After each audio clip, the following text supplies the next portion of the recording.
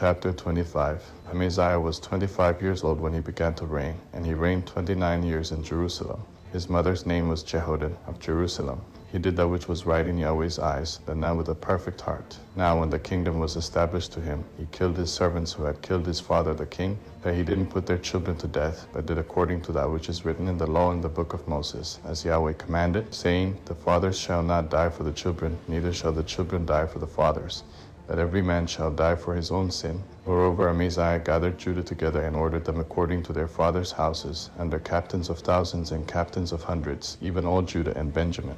He counted them from 20 years old and upward, and found that there were 300,000 chosen men, able to go out to war, who could handle spear and shield. He also hired 100,000 mighty men of valor out of Israel for 100 talents of silver. A man of God came to him, saying, O king, do not let the army of Israel go with you, for Yahweh is now with Israel, with all the children of Ephraim.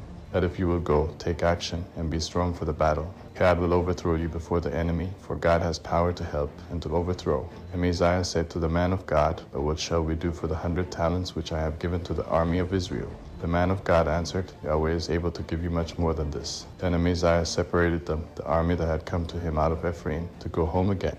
Therefore their anger was greatly kindled against Judah, and they returned home in fierce anger. Amaziah took courage, and led his people out, and went to the valley of Salt, and struck 10,000 of the children of Seir. The children of Judah carried away 10,000 alive, and brought them to the top of the rock, and threw them down from the top of the rock, so that they all were broken in pieces. But the men of the army whom Amaziah sent back, that they should not go with him to battle, fell on the cities of Judah from Samaria even to Beth-horon, and struck of them 3,000, and took much plunder. Now after Amaziah had come from the slaughter of the Edomites, he brought the gods of the children of Seir, and set them up to be his gods, and bowed down himself before them, and burned incense to them. Therefore Yahweh's anger burned against Amaziah, and he sent to him a prophet who said to him, Why have you sought after the gods of the people, which have not delivered their own people out of your hand? As he talked with him, the king said to him, Have we made you one of the king's counselors? Stop, why should you be struck down? Then the prophet stopped and said, I know that God has determined to destroy you, because you have done this and have not listened to my counsel.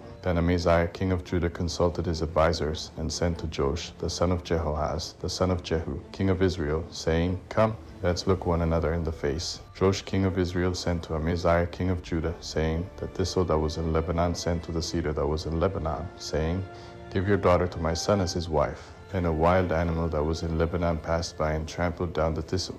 You say to yourself that you have struck Edom, and your heart lifts you up to boast. Now stay at home. Why should you meddle with trouble, that you should fall, even you and Judah with you? But Amaziah would not listen, for it was of God, that he might deliver them into the hand of their enemies, because they had sought after the gods of Edom. So Joash king of Israel went up, and he and Amaziah king of Judah looked one another in the face at Beth-shemesh, which belongs to Judah. Judah was defeated by Israel, so every man fled to his tent. Joash king of Israel took Amaziah king of Judah, the son of Joash the son of Jehoahaz, at Beth-shemesh, and brought him to Jerusalem, and broke down the wall of Jerusalem from the gate of Ephraim to the corner gate, 400 cubits. He took all the gold and silver, and all the vessels that were found in God's house with Obed-edom, and the treasures of the king's house, and the hostages, and returned to Samaria.